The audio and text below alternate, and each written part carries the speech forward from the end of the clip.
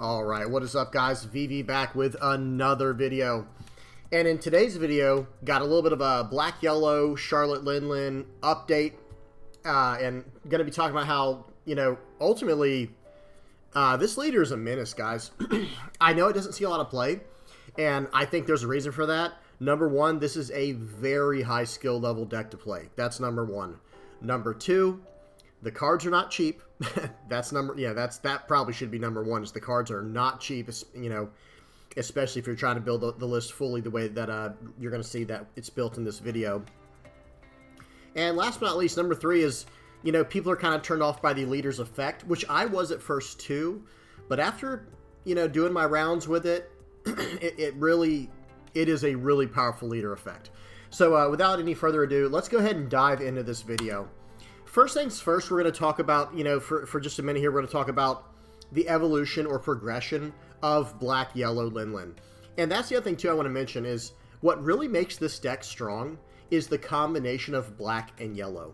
You have the removal and resilience of the black characters and effects, of course, and all that. And then you have the life, sustain, and trigger effect from the yellow card pool, right?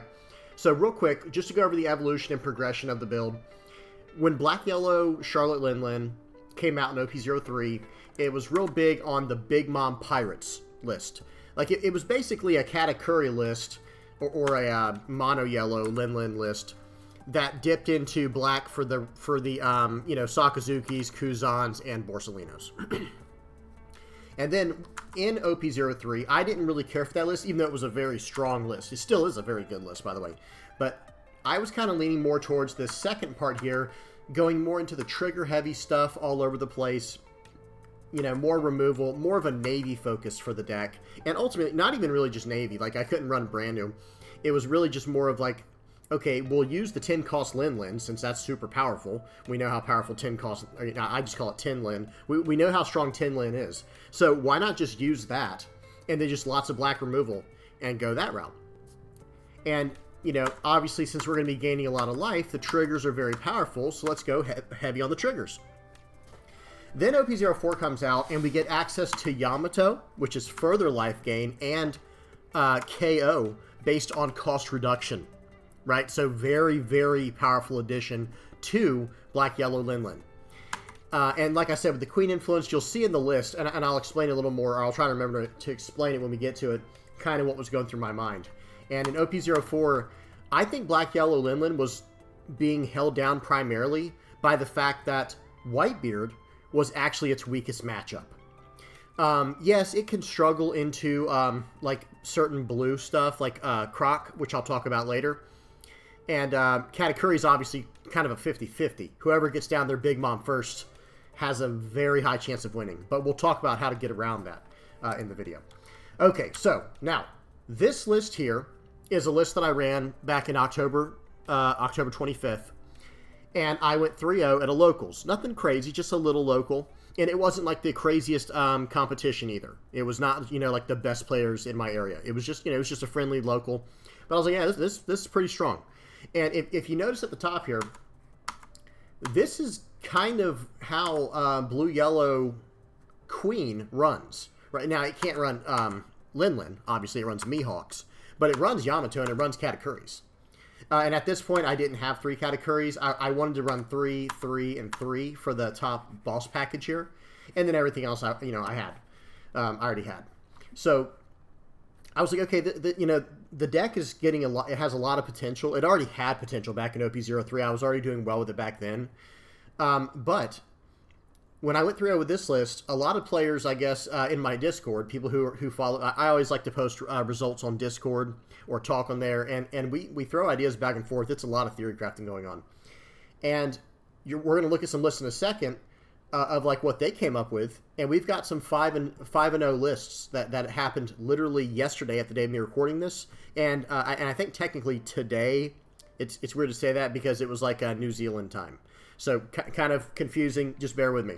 Okay, so this list here, this was my own list that I came up with for the format, going super heavy into the late game, like how Queen does. Because that's the idea, right? That's how Queen wins. Is, okay, I need to just make it past the early and mid game in a decent enough space so that I can combo out in the late game using my triggers and all that powerful stuff and my blockers, and just rely on my big characters to take me home, right, to get me there.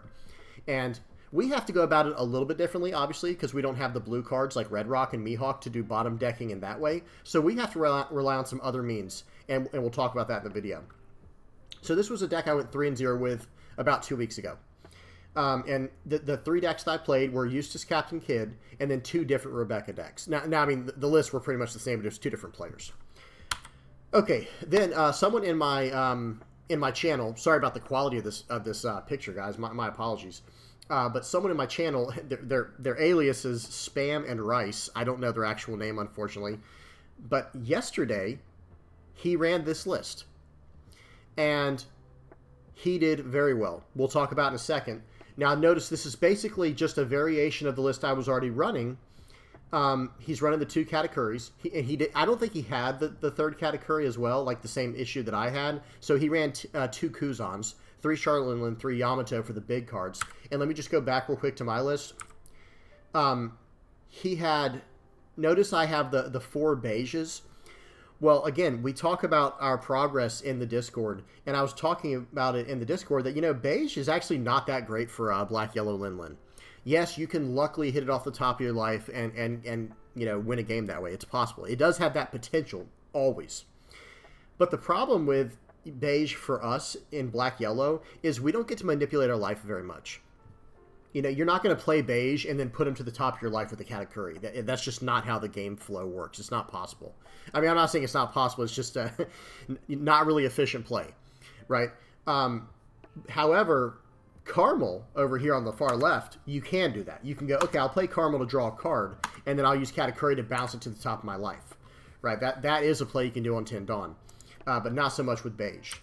Now, anyway, back to the list, though. So I kind of mentioned, like, you know, Capone Gang Beige is just not the greatest counter for us. I'd rather have the utility in Bartolomeo, and he did that.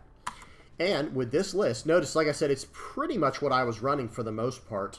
He made a few revisions here and there. And one thing I should mention real quick, guys, is if you have any questions, please do not hesitate to ask in the comment section below. Okay, because I'm sure I'm going to miss things in this video.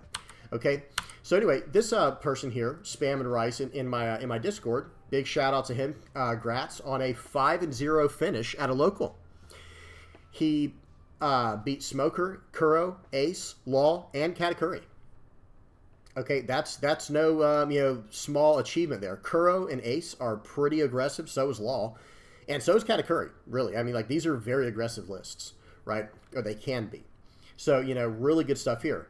And then I want to show another list here of another person in my channel. Their name is I just call them Meg. I don't know how to say that, Megara. And I've mentioned their list. I've mentioned them before on the channel because they're the ones that came up with the idea to run the Carmel, and so did my buddy Joey at Heart Pirates TCG. They had this really great idea to run Carmel, and I'm telling you what, it works. It works.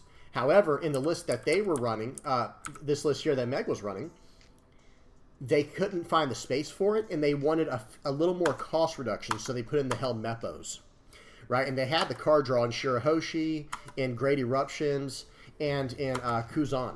So they didn't really need any extra card draw in this list, and we're going to talk about this list. Really, really, really big. I'm a big fan of this list. But they had enough card draw, and they just want a little more cost reduction. So yeah, that's why they went with the Hell Mepos. It's a trigger. It can potentially go aggressive. You guys know the routine. But notice how many 2K counters are in this list. We're looking at 2 Strusen. We're looking at 4 Bartolomeo, 4 Beige, and 4 Tashigis. 14 2K counters. And technically, you know, you guys know Bartolomeo and Tashigi can combo over pretty well as a 3-cost character if you don't have an early 3-cost play. Strusen isn't as good in the black and yellow deck, in my opinion, because we're not really trying to get through that final point of life. No, we're just trying to sustain and whittle them down, and we win through attrition. But it can help you. It technically can. It can definitely help you. And there is enough cost reduction in this deck, you know, through Great Eruption and Helmeppo and Kuzan, that you technically can hit some bigger stuff with Strusen if needed. But it's definitely more of a 2K counter in the deck. I have talked to Meg and Spam, and I've talked to both of them about these lists, and you know, I kind of got the yeah, how do you say it? I got the full rundown on their matchups, the list, and everything. Now, a card I want to take a look at here in this list in particular is over here on the far right. This is 1-cost yellow event called Heavenly Fire. Okay? I'm sorry you can't see it that well in the picture, so I'm just going to read to you what the card does. Let me bring it up real quick. Sorry, guys. Whoops. It would help if I spelled it right. Okay. So it says, add up to one of your opponent's characters. Here, let me actually just take this out of full screen mode. I'm going to bring it over. Okay, this is the card. Add up to one of your opponent's characters with a cost of 3 or less to the top or bottom of your opponent's life cards face up. So it's like a mini Katakuri, right? However, it also has trigger. You may add 1 card from the top or bottom of your life cards to your hand. Add up to 1 card from your hand to the top of your life cards. So that's literally the effect of Charlotte Linlin, the leader, the mono yellow 5 life, 5,000 power Linlin leader from ST08, I think it is, 07, something like that. So yeah, this effect, or this, let me move this back over here.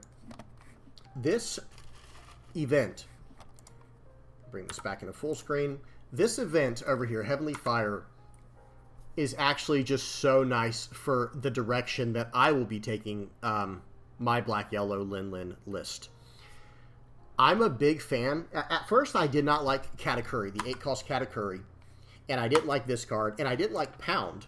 She doesn't run, this person, Meg, I think it's a she, does not run Pound, and I do run, it's down here.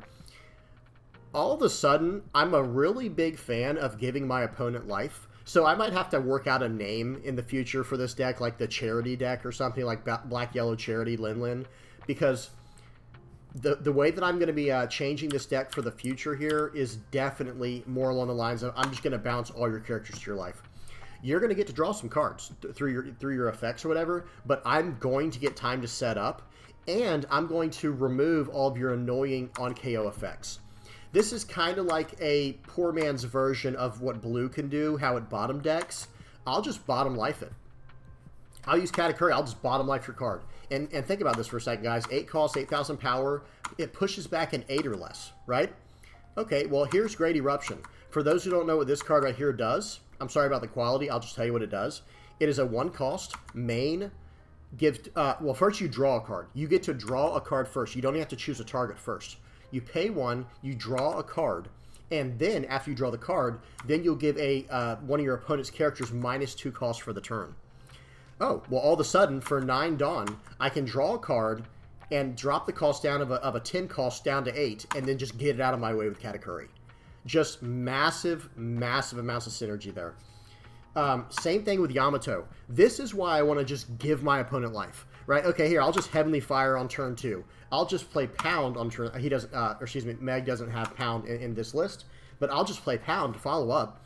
And anything you run into there, I'm just going to block. First of all, it's just a nice blocker, right? And second of all, if they have something on the field that... Pound bounces a 3 or less, just for those who don't know. Pound is a 3-cost blocker with a 3-cost, 3,000 power blocker with a 1k counter that has on KO, add up to one of your opponent's 3-cost or lower characters to the top or bottom of their life. Let me make sure it is top or bottom. It might just be top, but I'll check right now for everybody. It is, and I'll actually just bring it over so y'all can see it again. It's a good card to know. It's this card right here. So on KO, add to one of your opponent's characters the cost of 3 less to the top or bottom. Yeah, so of your opponent's life cards face up. And notice it's add up to 1. So if this gets KO'd late in the game where you don't want to give them life, okay, don't. You can just let it get KO'd. No big deal. So just really, really powerful synergy there. Very powerful.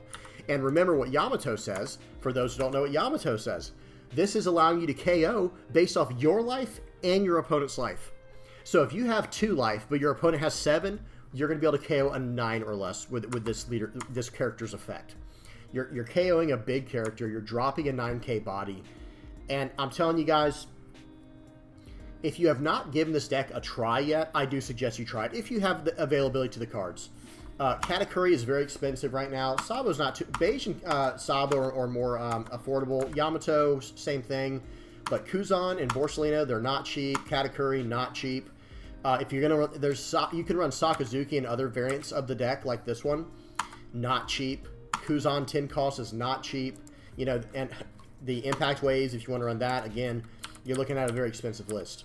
But just to let me wrap up this part of the deck and say that this deck went 5-0 as well, guys.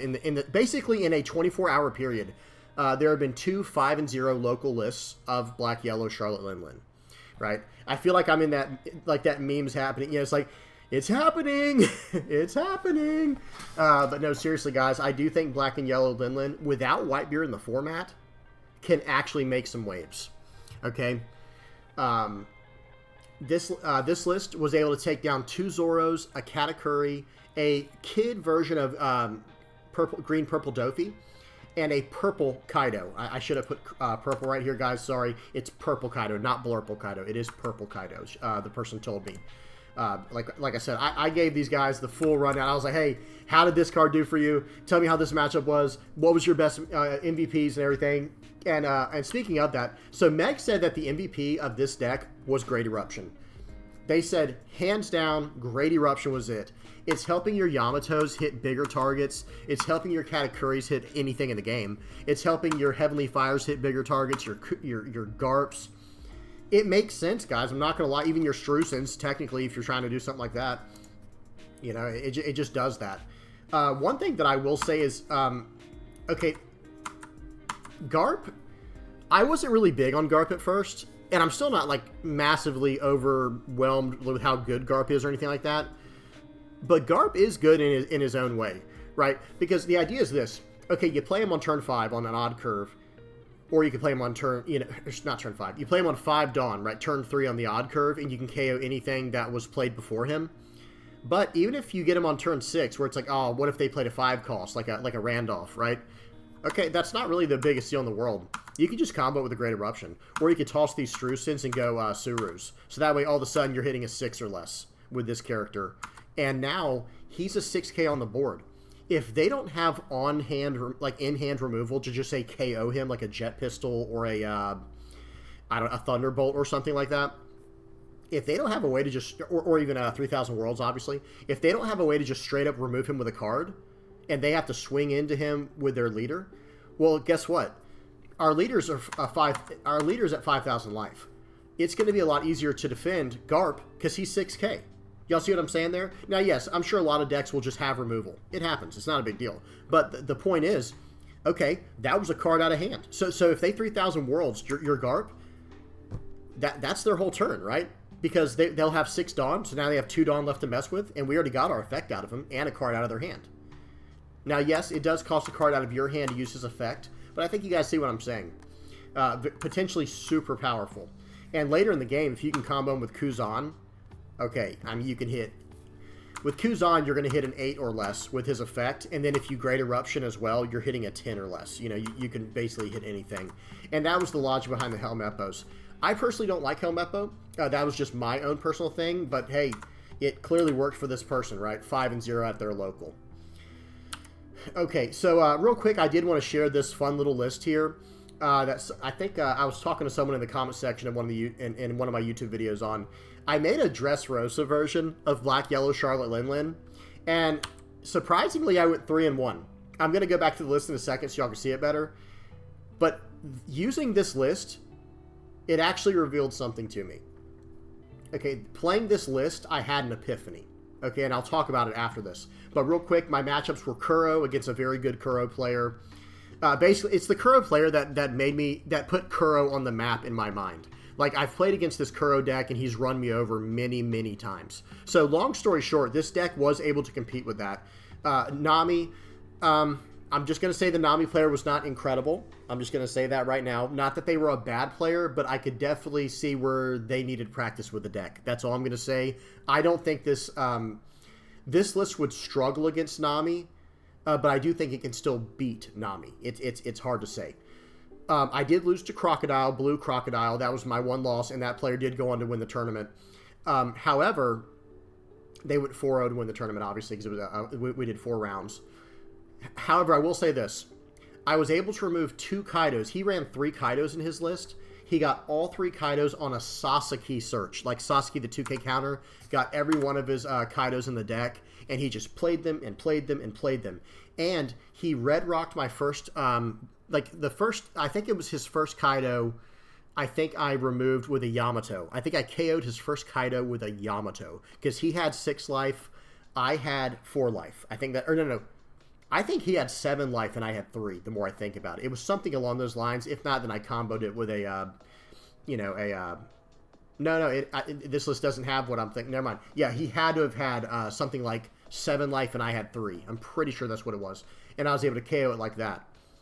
However, then next turn, he red rocks my Kaido, or excuse me, red rocks my Yamato and drops a Miss All Sunday. I had no answer to Miss All Sunday, so that just ended up being like the end for this deck, unfortunately. Like for that turn, for that game, it was like, okay, if I smash through, because I did have a Charlotte Linlin that I played afterwards, but now when he's swinging with Kaido, I have no way to stop him, right? If he's swinging at Kaido, I can't just attack into Kaido, because now it KOs his Miss All Sunday, he gets his red rock back, and I'm toast. So with that in mind, that is another reason why Heavenly Fire is just absolutely crazy, guys. Because they can play around Pound to some extent. Not completely, but they can kind of play around Pound if they need to. But they're not going to play around Heavenly Fire. Heavenly Fire is a 1-cost, bounce a 3 to the top or bottom of the owner's life area. So this would have probably won me the entire tournament, even running it in this janky Dressrosa list that I made. Just to talk about this list real quick, it was fun. But ultimately, what won me the game was just sitting behind a wall of blockers, like, Sabo, Idios, Bartolomeos. Barrier was decent, I'm not going to lie. Barrier was actually decent 2 games. I only got it all for 4K, I think, once. But even just as a 1-cost 2K, the math ended up working out fine. Where it was like, okay, use my leader's effect to gain a life. That was 4 Dawn. Play Sabo. I've got a strong defender now, or blocker. And I'll just sit on a barrier. So, I mean, Barrier was okay, but it wasn't great.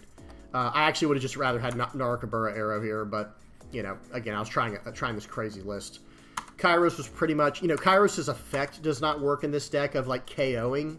However, it does, you can tap your leader to save Kairos, but, again, this card did not work out for me even one time in the tournament. Rebecca was nice, drawing through cards. However, one time I did use Rebecca and I milled a Yamato. Yeah, it was a Charlotte Linlin. It was not Yamato. It was a Charlotte Linlin. That did not feel good. So that was when I was like, yeah, this list probably can't work. It is what it is. Who knows? Maybe in the future, right? Who knows? But not as is. I didn't like it. I didn't get to play Luffy even one time. I had him in my hand, but I didn't get to play Luffy not even one time. But again, what was winning for the list, it's almost like I had all these... It's almost as if every card you see on here is a dead card, except my 2K counters, my blockers, and then my huge boss characters. Same thing with Cavendish. I put this deck together because I wanted to try Cavendish. It just wasn't practical. It got removed instantly every single turn. Every single game. So, anyway, long story short, this gave me an epiphany. And it's like, okay, I think we have the core of the list now. So for anyone who wants to play Black Yellow Charlotte Linlin, this is how it's made. This is just the gist of it. Because, real quick, if you look back at these 2 lists by Meg and Spam, like, these lists look very different. Like, oh, he's running Sakazukis instead of Garps. Or, oh, he's running, he's only running 8 2K counters, and the other list is running 14. It's like, yeah, but he's running two Impact Waves as well, and 4 Nefeltari Vivs, and 3 Sanjis. So those, like, kind of double over as weird off counters. You see what I'm saying? And this is what it ends up translating to. If you're building this deck, you want to build it around these 3 points. Okay, utility cards, you want about 25. When I say utility, if you watched my deck building video, which if you haven't, I'd recommend you check it out if you like building your own decks in One Piece. But if you know that video, I had utility split into 3 different areas, where it was like 2K counters, 1 to 3 cost characters, and events. I think you just combine that now. That's just strictly utility. And in this list, you want to have about 25 utility cards. These are some examples up here. You can like check all these out if you need to. These are 2K counters in the front, all the way up to the yellow card beige. So Tsuru, Tashigi, Bartolomeo, and beige. Then you got some 3 cost and 2 cost characters here. Vivi, and Nefeltari Vivi, and Pound. These are blockers. with different utility packages. And then here's a bunch of really strong events to run. Ice Age, Great Eruption, Narukabura Arrow, Ikaku Sovereignty, Impact Wave, Truna Bastardo, and there are others as well. I didn't list every card. I just wanted to give a bunch of good examples. And notice how I have utility listed here. We're talking about 2,000 power counters, characters that are less than 5,000 power, and then events. So in other words, Shirahoshi here, even though this is a 5-cost character, it has 0 power. So I still consider it a utility card, if that makes sense. And then we go to the range here. Mid-range is kind of short for mid-range, the range. This is where you got your Borsalinos, your Kuzans, your Sanjis, your Sabos, Garps, and Sakazukis. And realistically, it's just a character that has more than 5,000 power, but is less than 8 cost. Right, that's the whole idea here. Whereas bosses is just anything over 7 cost, so 8 cost and higher. I'm just going to be honest, this is the package you want to run right here. These 3, in whatever numbers you can run them in, I would try to stick under 10. Like, try to stick with under 10 bosses, but run, like, I would run 3, 3, and 3. That's just what I run. A lot of people swear by Charlotte Linlin. I'm going to be honest, I just want one Charlotte Linlin a game, and then I just want to bully their board. I just want to eat up their board, eat up their hand, go through attrition, gain life every turn, just take out everything from there. Yamato, on the other hand, is an absolute stud in this deck, because like I said, the way that I run it, I'm running Heavenly Fires to bounce cards to life. I'm using, to bounce cards to life. I'm running Pound when on KO, bounce cards to life. I'm running, what's his name here? Katakuri, bounce cards to life. So my Yamatos must average hit for like 5 and higher. Like, we're talking KOing a 5 or less, and then also gaining a life, typically speaking. Even while KOing a 5 or less, guys. Like, I'll have 1 life left. So 1 life for me, my opponent will have like 4 to 6 life, depending on how I had to swing. And now it's like, okay, I'm hitting a 5 to a 7, easy. And then gaining a life from it, establishing a 9k body. Massive, massive tempo swing here. Same thing with Charlotte Linlin. Katakuri doesn't have the craziest amount of utility in this deck. In fact, I like to run, in my list, I like to run like a few Caramels and a few Impact Waves so that I can play something, and, you know, or I can play the Katakuri and still have that 2 Dawn investment somewhere else. But yeah. I think that's about it, guys. Let me see. Oh, I did want to talk about in OP-05. Hang on one second. If you guys have any questions about this right here, do not hesitate to ask. Long story short, you're going to want about 25 of these utility style cards up here. You're going to want about 15 of these mid-range cards right here, and then about 10 bosses. I would say anywhere from 8 to 10 bosses. If you don't have 10 Linlin plus Yamato plus Katakuris, you might be able to substitute in like an Isho or 2 or a Kuzan. But ultimately, it would probably just be better to go up your range cards. Like, go up Sanchis, go up Borsalinos, go up Fukuros even for utility. I don't have that up there. Sabos, you name it. Okay. Last but not least, this list is only going to get better in OP-05. And like I said, I feel like the biggest downfall to this deck was Whitebeard. Number 2 would probably be Nami, just because we all know what Nami does. But if Nami becomes such a major issue in the future, well, we've got Enel to help run it over. We'll have, if that becomes the case where we have an issue with beating Nami, we can make the list more aggressive. That is definitely an option. We'll have to see how to do it, but we'll figure something out. That's all I'm trying to say. Other than that, like I said, here's why Whitebeard was such an issue. Remember what I was just saying with this list right here with Yamato and like bouncing cards to their life with a Pound, bouncing cards to their life with, all the different effects we have? Well, Whitebeard doesn't care because they're on their own clock. They're going to lose a life every single turn. So if we're giving Whitebeard life, that is rough. So one thing I will say in advance is Red-Purple Luffy will be a little bit of an issue, but I think we just, if when we go against Red-Purple Luffy, at that point, maybe we go down the Pound package, go down Yamatos, and distribute stuff elsewhere. There's going to be a way around it, is all I'm going to say. We'll find a way. But yeah, OP-05 is going to give us some really good tools. Enel is a 7-cost, 7,000 power rush, and, he can survive, potentially. His once per turn is if this character would leave the field. Notice that? If this character would leave the field. In other words, KO, bounce, anything. You may trash one card from the top of your life cards instead. And then if there's a Luffy in play, that this effect is negated. A Luffy character, not leader. Okay, just a very powerful 7-cost, 7k rush card we can put in the deck. Gidatsu, I've bragged about how good this card is. It goes so well with the package. KO up to one of your opponent's characters with a cost equal to or less than the number of your opponent's life cards. So this is like a mini Sakazuki, and he's a 1k counter. And we can control how many cards are in our opponent's life. So this is really nice. This is going to be a really nice tool at our disposal here. It'll probably replace the Garp, but we'll see. We'll have to see how things go. Rob Lucci, we know what this card does. If you don't, make sure to look it up. I'm not going to explain all these. Rebecca and Manshiri are going to be really good for us because it's going to allow us to get cards out of our trash.